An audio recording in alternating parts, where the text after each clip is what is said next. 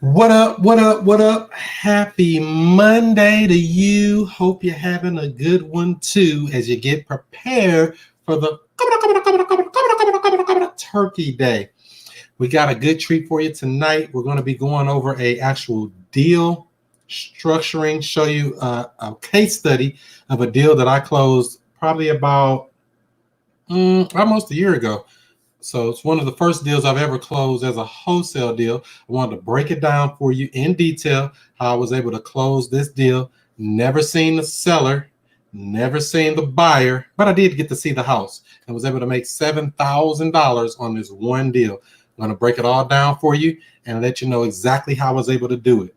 Now, a lot of people look at these deals and say, you can't buy a house without seeing it. You can't buy a house without seeing the seller or the buyer or any of this stuff. You got to remember that real estate breeds through paperwork. Get your paperwork game strong. Paperwork makes that paperwork. So if you go ahead and drop in where you're coming in from and put your name in and where you're coming in from, I'll give you a quick shout out before we get started on the show. We're about to get it popping in just one momento.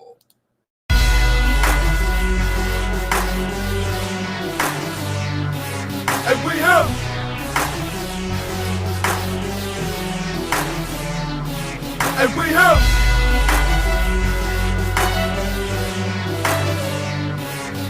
have Mr. I Stay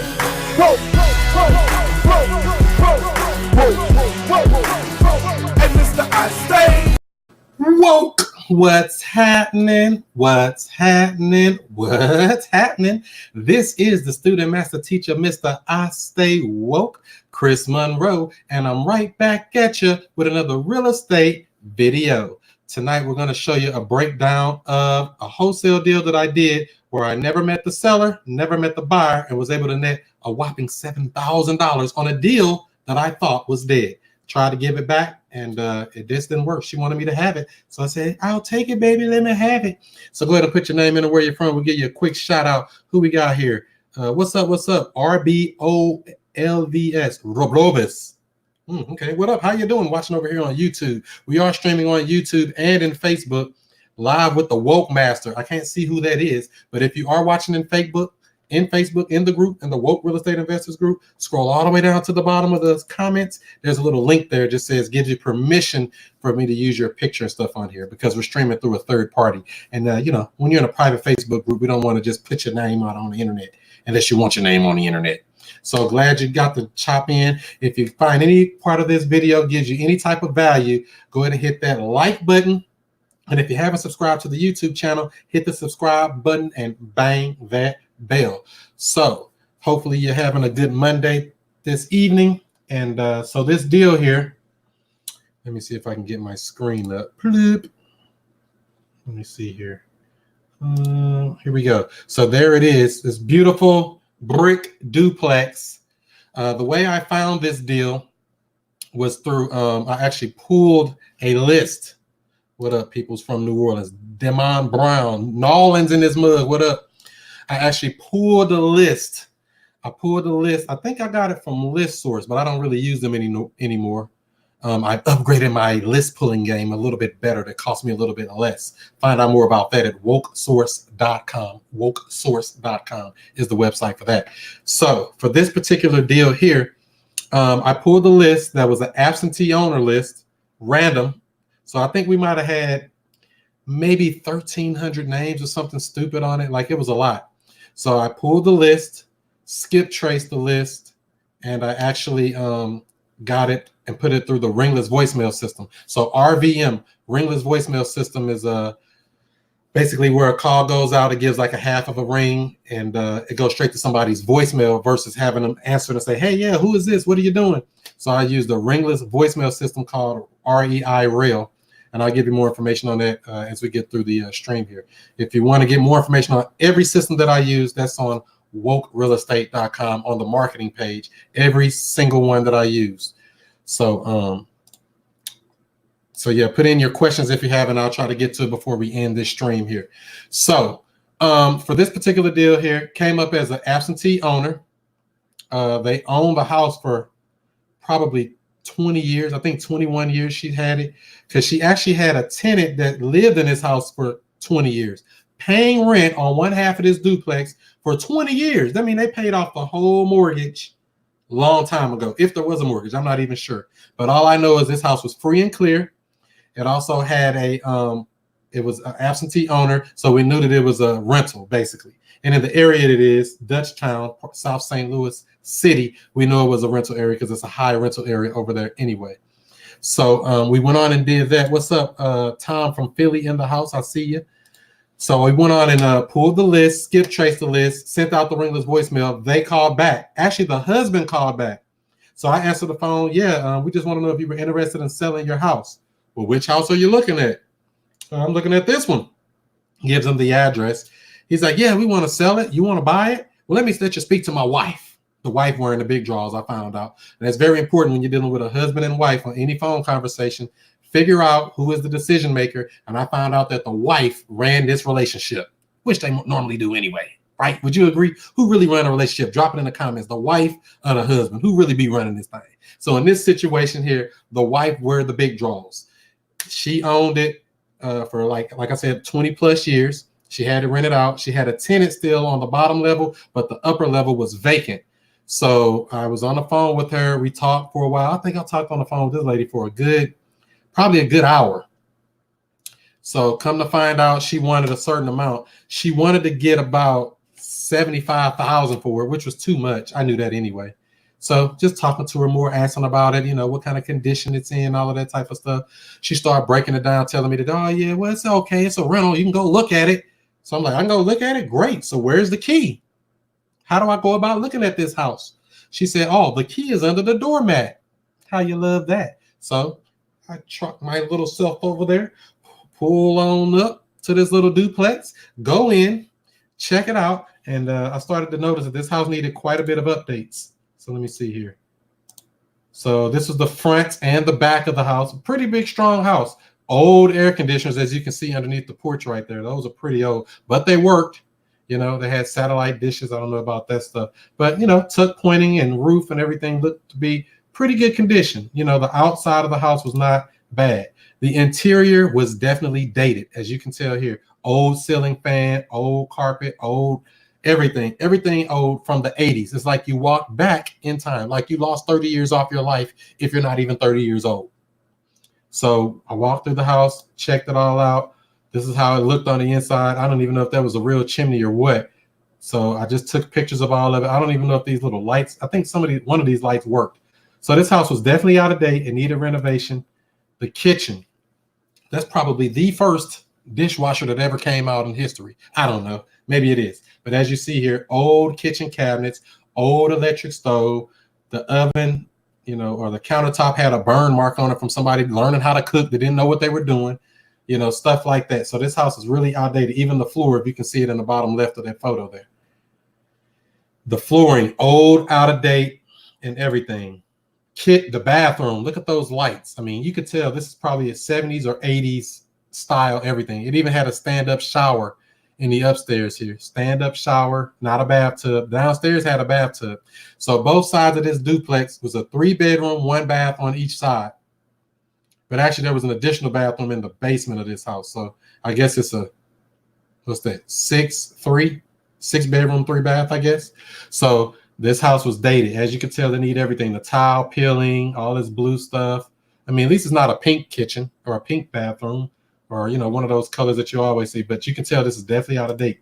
So I did a little eye comps here, screenshot. They said it was worth $117. Who knows if that was right? Because when you're doing duplexes, you have to use another duplex or another multifamily. You want to try to use an actual comparable. So these were the houses that were selling around that time. Selling from, on the high end, 148. On the low end, let's see what's the lowest on here. 72, I guess. So we knew that the house could sell potentially for, somewhere around 130 to 140 fixed up, 2019, 2018 standards. This was 2018 when this was all going down, by the way, about a year ago. So looking at the property here, that's what the comps, and that's what the house looked like. In fact, I think I got a video I could show you. So yeah, here we go. There's an actual video I'll show you real quick.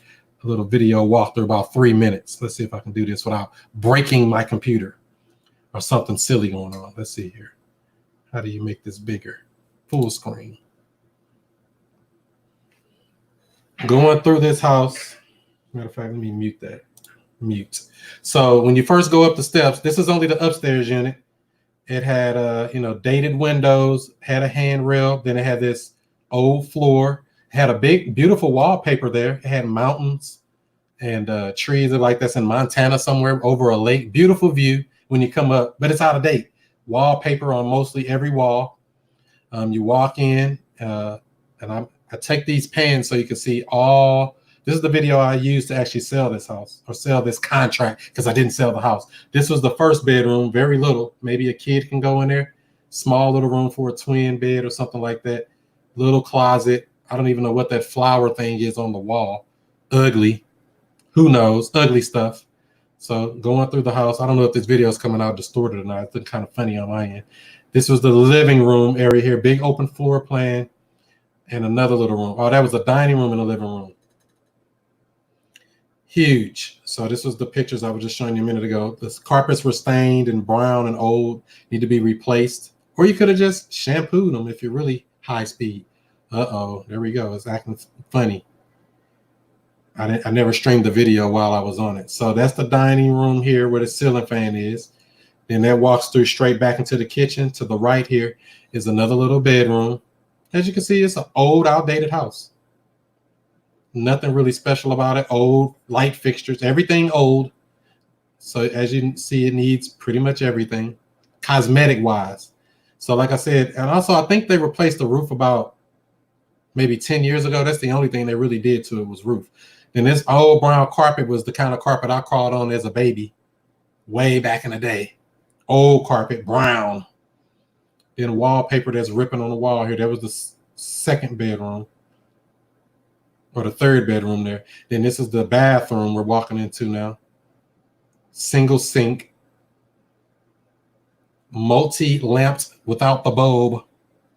Stand-up shower. Who wants to do a stand-up? Don't you want to get in and soak yourself? What the heck? Nobody want to get in there and stand up.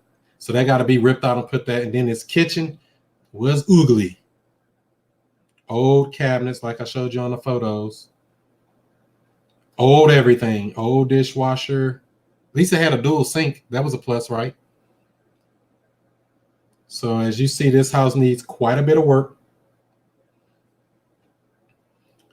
Old ceiling fan, old everything. And then it had a little sun porch on the back.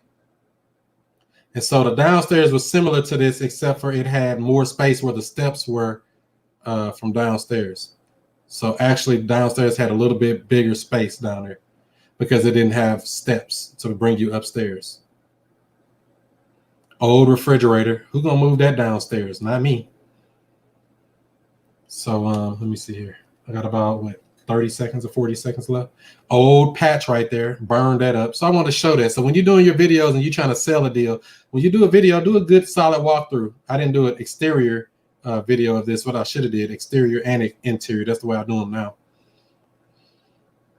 Show all the storage and cabinet space and pantry space. All of that. And there's your house. What do you think about that house? You think it's ugly or what? Very ugly. So that's that. Let me see here. Poop. So there you go. What do you think about that house? How would you grade that house on a 1 to 10? 1, it sucks. 10, you can win, even though I made it a win. What would you be able to do with a house like this? Let me know in the comments here. So let me close all this out here. Ploop and ploop. So yeah, that was the house there.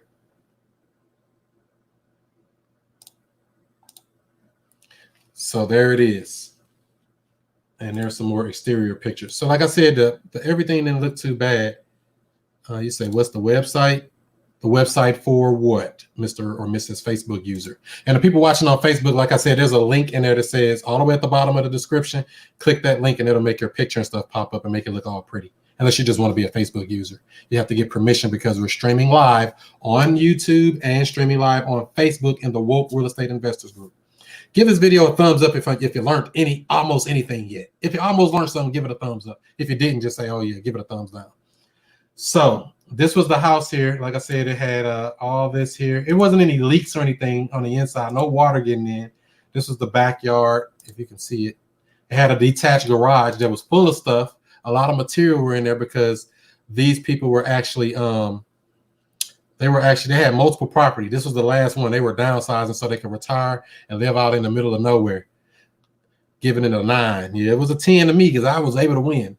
So when it came to the negotiations part with the seller, like I said, I had to talk to her maybe 2 or 3 times, following up with her and things like that. Had to follow up because, you know, the fortunes are in the follow-up. So I had to follow up with the lady multiple times before we can make a deal, you know, because she wanted too much. She wanted 75. So I ended up talking to her some more. We got her all the way down to we agreed on 60,000, which was still pretty tight because, as you saw, I was thinking the ARV was about 130. As a matter of fact, let me see something here. Let's see here. I was thinking the ARV was about 130. Let me pull up a calculator. Can you see that?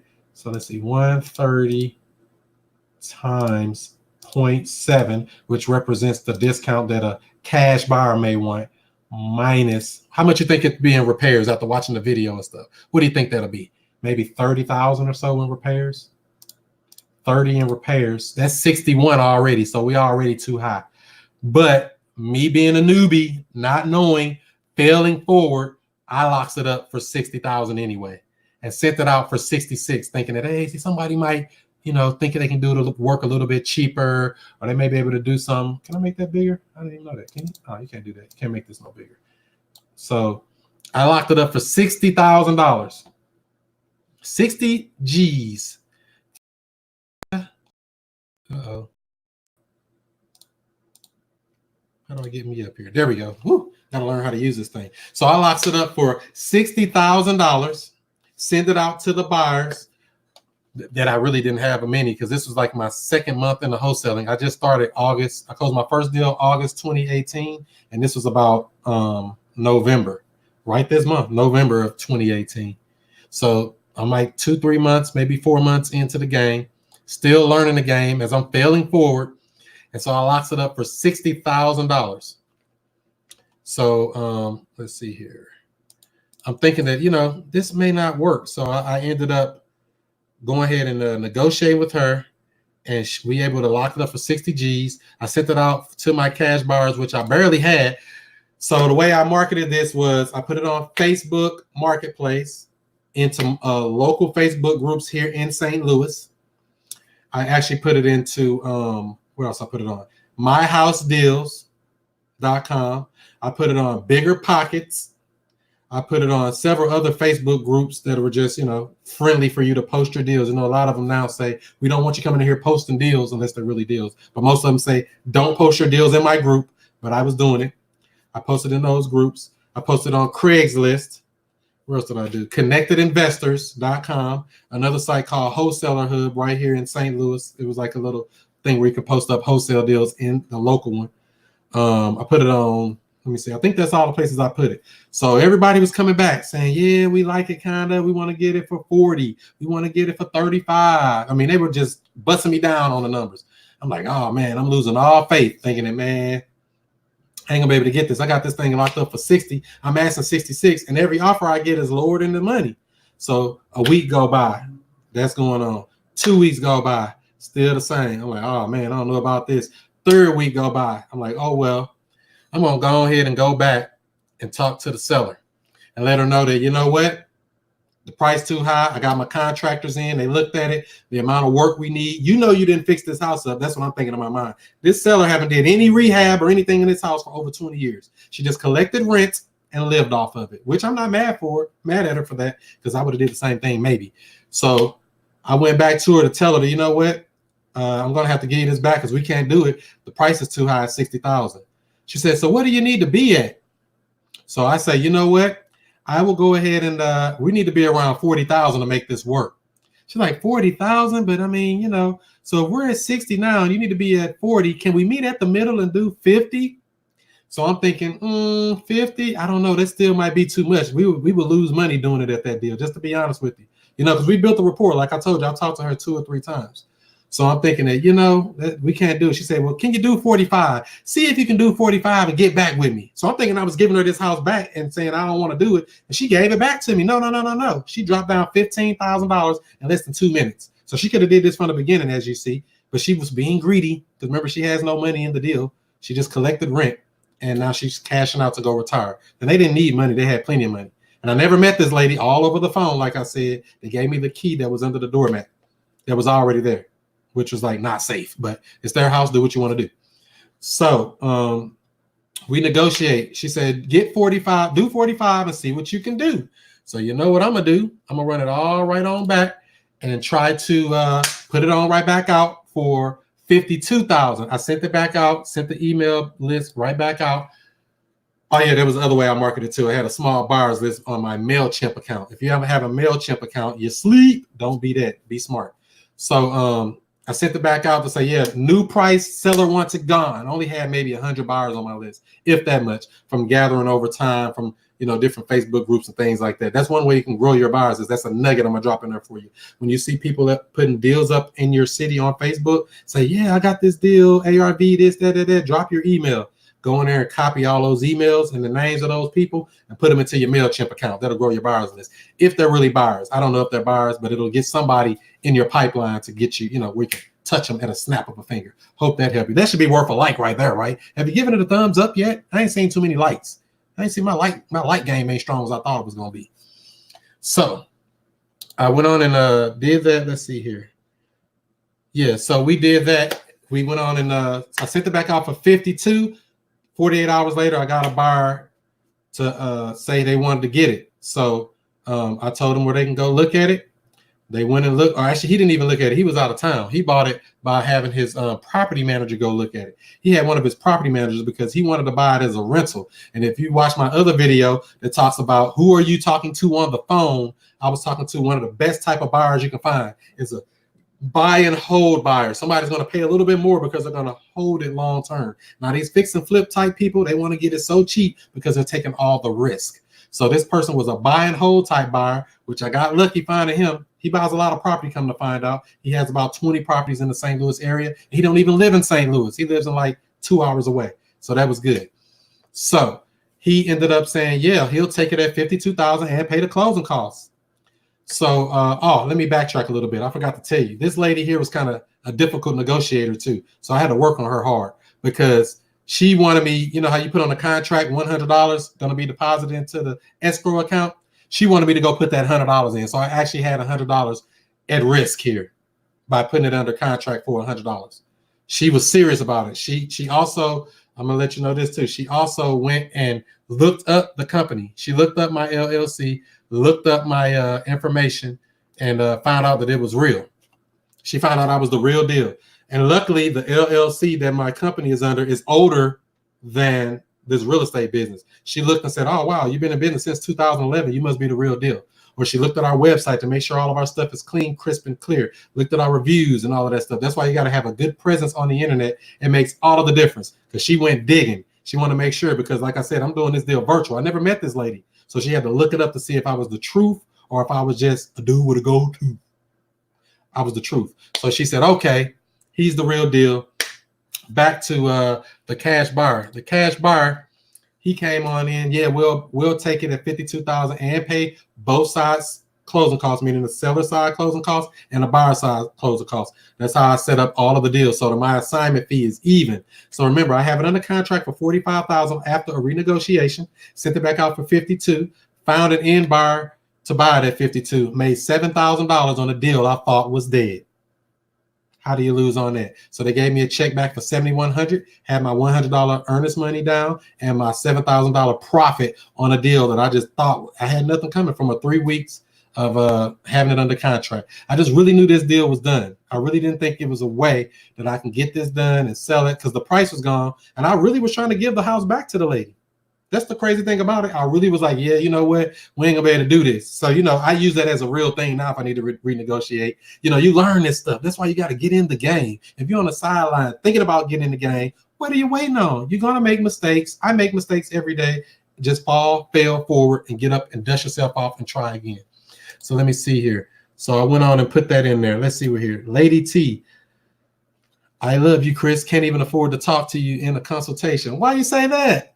Yeah, you can. You can get a consultation. That ain't nothing. Just hit me up. I'll put you on. We'll get you squared away.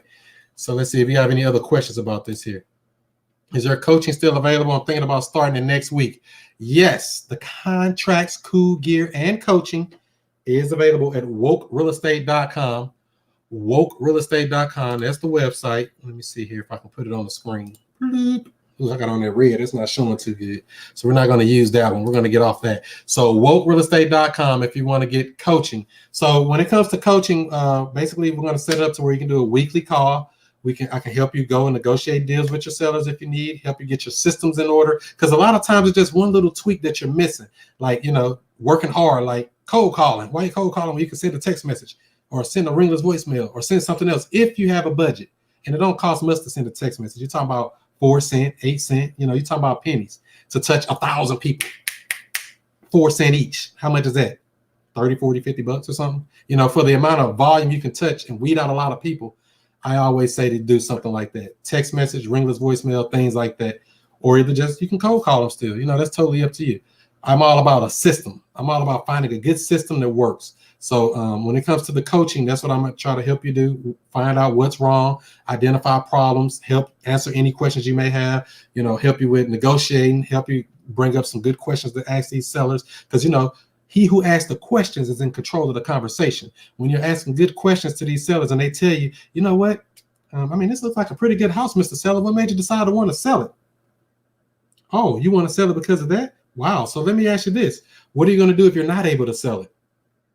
I ask that of every seller I talk to. And I don't care what the answer is. I just want to ask that question because that tells me their motivation level. That brings them closer to me to say that, yeah, if I'm able to sell it, I'm just going to rent it out. Well, you're going to rent it out. You can rent it to me on a lease option. That gives me another exit strategy. So if you ask enough questions, they're going to tell you exactly how you're going to close them. That's what makes closing them that much easier because you got all the ammunition. You've asked all the right questions and came in and dropped it on them like, boom, sign this paper here. Okay, the paperwork. So wokerealestate.com is the place you want to go to for that. Let's see here. Did you do a memorandum? No, I did not do a memorandum on this deal. Like I said, this is like my 3rd month in it. I heard about the memorandum stuff, but I wasn't using it in my business at that time. So at that time, I just went on and, locked it up under contract through DocuSign, sent her the purchase and sales agreement, put on it that I'm going to give her $100, put a closing date of about 30 to 45 days out. I think about 40 days out, something like that. I always try to put a lot of time, especially back at that time. I still do it to this day. My contract says closing will take place on or before X date. And then after that, it even says it can be extended an additional 30 days to for an assignment or after an assignment or something like that. Let me see. It says this or you may have 30 days after the contract is assigned. And it also has in there an additional 90 days to clear up any title issues. So and that actually helped me out in my favor one time on a deal. So I had a deal on the contract and it had, some title issues and, our closing date was coming up and those title issues wasn't cleared up. And they was like, yeah, the title company called me. Yeah, you need to go get some signed from the seller because, this and this and that, and it's going to run out of time. And I'm like, no, it's already built in my original contract, baby. My contract good. It's 1 page too. 1 page, 1 sheet of paper, easy. And that's what I make it so easy for these sellers to want to sell their house. We make it easy. So I don't want to make it a hard thing for them. Good question there. DocuSign free? No, I don't think anything I use is free. The only thing I use that's free is Podio. Let me see. No, I lied. Podio and MailChimp. Them the only 2 things. Those are the only 2 things I think that I use is free. Good question there. But DocuSign is about, I think, $40 a month, 30 to $40 a month, something like that. I've been on auto pay so long, I don't even know. It costs though. It's a monthly fee for that. Let's see here. Kinyo Heyoko says on YouTube, pre-foreclosure best to wholesale? Possibly if there's equity. If there's no equity, you cannot wholesale it. You would have to do some other type of creative strategy. And that's where the world I live in is creative. I like the wholesale. There's nothing wrong with it, but I'd rather find a way for me to stay in the deal. I'm always trying to stay in the deal, because how are you going to get rich if you keep getting rid of all the deals? How are you going to get rich? I mean, because wholesaling is a job. Don't get it twisted. It's a good, high-paying job, but it is a job. You got to keep working it and working it and working it to keep those checks rolling. Because, you know, more money, more problems. You're like, oh, man, I made a lot of money. That money be gone. Money got to be invested. You got to find somewhere to go ahead and invest that money and make that money go work for you when you do get your wholesale checks. Good question, though. Kenyo. And so, like I said, let's see here. Seller and buyer sees their part only, right? So the way my paperwork is written out, the purchase and sales agreement, the seller gonna fill that out. Yep, sign. They're gonna have their price in there. They're gonna have the closing date in there. And we're gonna have, what else I gotta fill in? Their name and stuff like that, and the address, you know, the basic information, and everything else is pretty much already there. It's just fill in the blank, real simple. So then I have an assignment agreement. On my assignment agreement, it's written in a way that says I'm selling my contract, not that I'm selling the house, the contract associated with this property at 123 Woke Street, or whatever the address is. So for a total price of, so say like this deal here, it would say for the assignment agreement, $52,000 would be the price. It never mentioned anything about the original contract other than the seller's name is on there. The seller's name is on that on that assignment agreement. So that kind of helps it out to actually make it so that I'm not selling a property. I'm just selling a contract. So the total sum purchase price of the contract is what I'm selling. So, and so if I do have to send that original contract over to the end buyer, it even says in my assignment agreement that the original sales price may be omitted.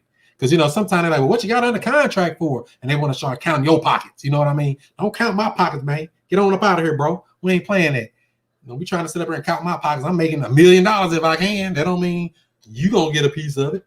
So this dude here, or this guy here, they're going to see it anyway on the HUD settlement statement at the end. The buyer going to see everything. But if you get a good title company or attorney, you're able to get these deals done where they'll have a blind HUD where they won't show the seller how much you sold it for and all of that stuff. Makes sense? That's why you need a good title company or a good attorney on your team. Good question there. Let's see here. What else we got here? How long does it typically take to begin receiving calls after sending the RVMs to sellers? You really want to know the answer to that? How about 2 minutes? You turn that thing on, that phone start ringing off the hook. You got to be able to really take those calls or have a system set up like I do where we're ready to take it. When I run that out, we're on the phone. We want to answer that live. Because many times, and I will say this too, to be honest, when you're doing ringless voicemail, a large percentage of those people are just calling back saying, yeah, I just missed a call from this number, but I got them on the phone. All I want to do is get them on the phone. Yeah, I'm not sure if I got the right number or not, but I was calling to see if you own this house here located at 123 Woke Street. Would you be interested in selling it? Well, I might sell it. What you want to give me for it? Well, I'm glad you asked. In fact, what we do is buy houses for cash in any condition, and that's regardless of how much you owe. Is this a good time to talk? And they say, yeah, what do you want to know? Yeah, I just want to know, does this house need any repairs or anything like that? I mean, you know, what kind of condition is it in? Is there any repairs that you're aware of? And that's just an open question. Are there any repairs that you're aware of? And then they go ahead and open. So all my questions are open-ended because I want them to start talking, because that builds rapport, that helps them connect more with me. And I'm getting information so that I can close them on later. It's just an information gathering thing. I have my rule is ask 50 questions. If you haven't asked at least 50 questions, you haven't asked enough. You don't know enough. A lot of people go into these deals blind and not knowing stuff. I mean, I could do it that way, but why? When I look back on my history, like this deal here and other deals, I see that I left a lot of money on the table because I didn't know at that time I needed to get this information, how much they still owe on it, all of this stuff, you know. And once you figure that out, you can figure out really how low you can go. And sometimes they'll sell it for what they owe on it. Some people just want out of the mortgage. So what do you want for your house? I just want to get rid of this mortgage. Let me see. You only owe this much, and then the ARV is this, and then, sign right here. Let's okay the paperwork. So hopefully this video is helping you out. Give it a thumbs up if it is. Share it out if you care it out. Share it to somebody. Tag somebody. Let somebody know about the Chris Monroe Show. As a matter of fact, next week we're going to be on with Chris Haskins talking about some good stuff with him. And the week after that, we're going to have a specialist coming on talking about short sales. So the next 2 Monday nights, we got some good shows coming up for you. Monday Night Raw radio style right here, talking about real estate. 7 o'clock Central Time, 8 o'clock Eastern Time. And I don't know the others. You can do the math on that. Monday night, the next couple of Monday nights coming up. So let's see, we got a couple more questions here. Can you please do a detailed video on how to calculate the numbers so that we can come up with an offer for the motivated seller? I'm in California and there are tons of opportunity. Well, Lady T, you're in California, which is the wild, wild west. Y'all numbers are crazy. You can't even buy a house for under 400,000 there, from what I understand. I don't know if that's true, but that's what I hear. You know, calculating numbers in that market is a little bit different. I can come up with something for you, but I do have one, and you know, it makes a big difference. You know what I'm saying? I mean, for California, what I would say, to be honest with you, is get with somebody that's local there. Like, go to a local RIA, somebody that's been closing deals, and get with them, because that's one of those funky markets. Florida, I think some parts of it, New York, California, the East Coast, that stuff get kind of crazy. And I'm not really familiar with that market, so I don't want to give you bad information. But, you know, generally we do the Mayo offer here at a 70% discount here in St. Louis.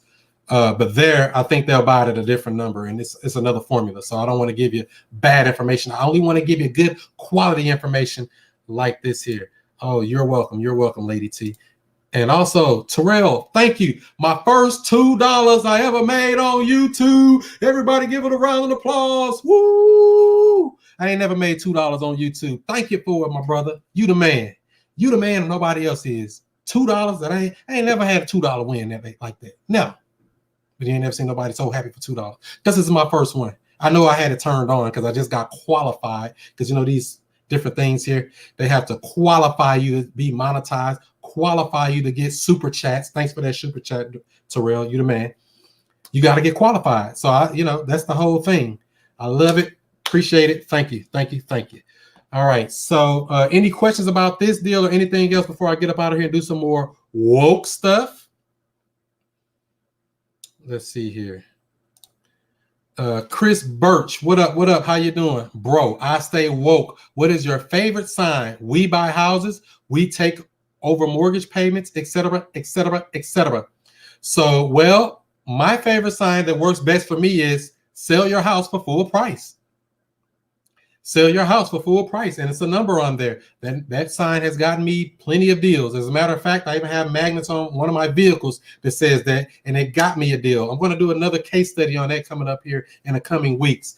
Do y'all like these case studies? Are these good? I mean, you know, just to let you know how a deal broke down, you know, because I got a bunch of them, and it kind of helps you understand how this stuff works. So to recap a little bit about this deal, we locked it up for $60,000, messed it up, didn't know what I was doing. Then I actually... What is that noise? Oh, that's somebody coming in out there. We locked it up for $60,000. I was thinking that, you know, that's too high because I sent it out for $66,000. I couldn't get a buyer. I tried to go back and renegotiate. I actually tried to go back to give it back. I didn't try to renegotiate. I tried to give her house back, like, yeah, go put it on the MLS or do something else with it because we can't buy it. The price too high at $60,000. She asked, what do you need to be at? I said $40,000 or around $40,000. She said, oh, well, can you meet me at the middle and do 50? I said 50. That's going to put it kind of tight. We might lose money doing that, Mrs. Seller. She said, well, can you do 45? Try to see if you can do 45 and come back, you know, and let me know what you can do. So I said, okay, I'll try and I'll let you know. So I sent it back out for $52,000 and ended up finding a buyer within 2 days. Price sells cars. That's what she did. Sold that house. So I got that thing down. She dropped $15,000 off the price we had under contract for. We got the deal done. The buyer's happy. The seller's happy. Everybody happy. I made $7,000 on a deal I thought was dead. I wish I could find about 2 more of them every week. Came from a ringless voicemail drop on an absentee owner list. So that was a quick recap of it. You said you broke, getting greater later. All right, I got you, bro. I'm gonna try to help you get your pockets padded. I got you. Just stick around here. And if you have any questions or need help with anything, don't hesitate to reach out.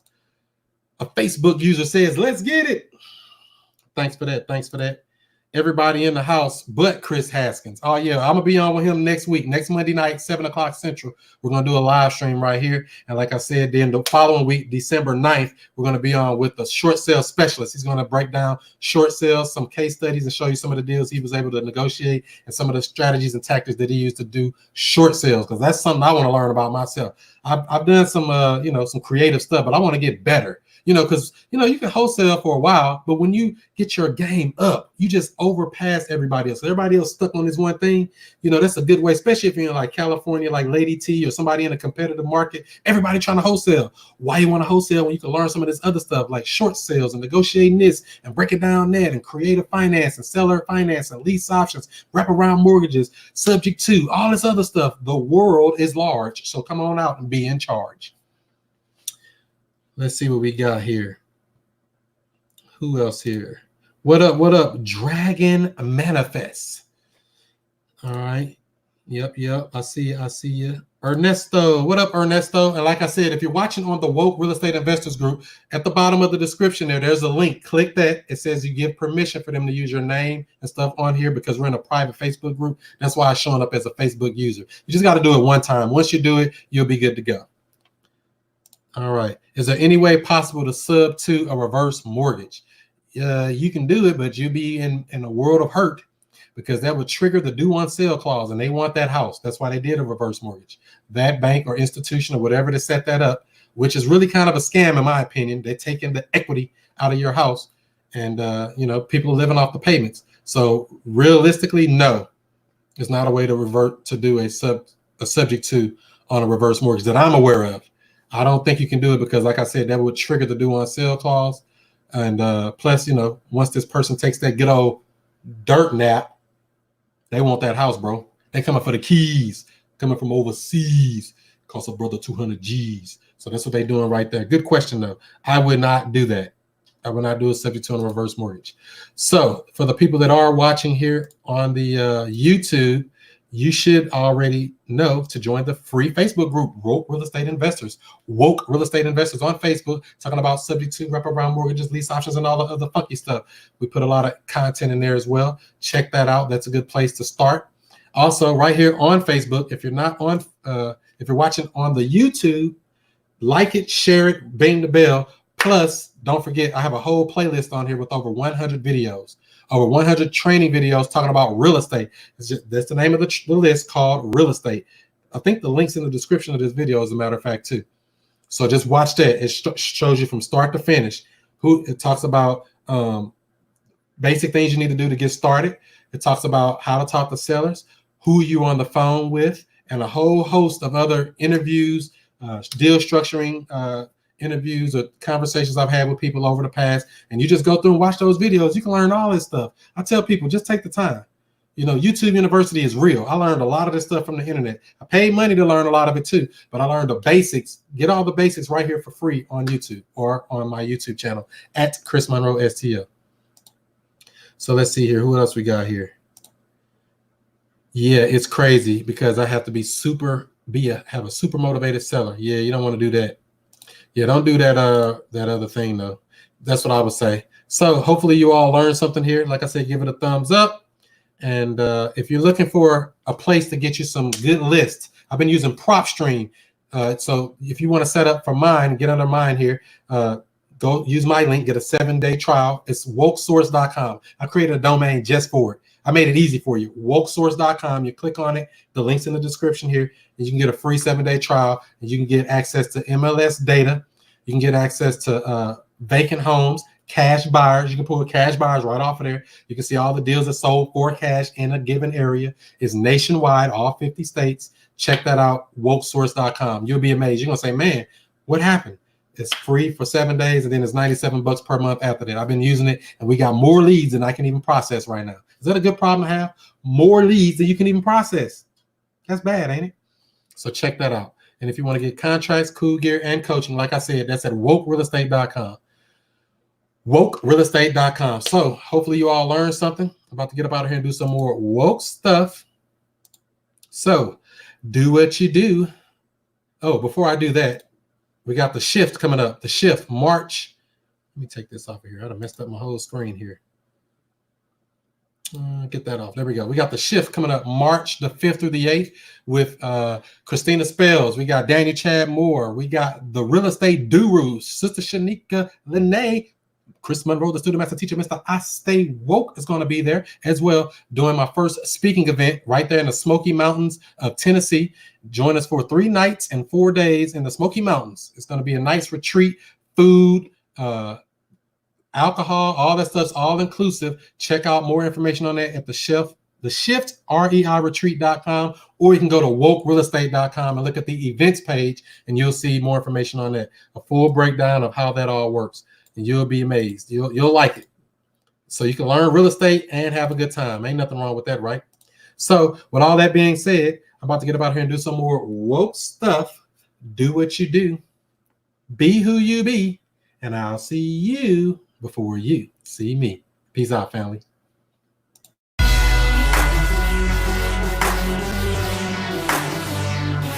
And we here.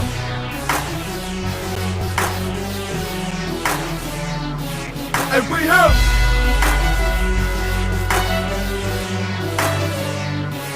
And we here. Mr. I stay. Whoa, whoa, whoa, whoa, whoa, whoa, whoa, whoa, whoa. And Mr. I stay.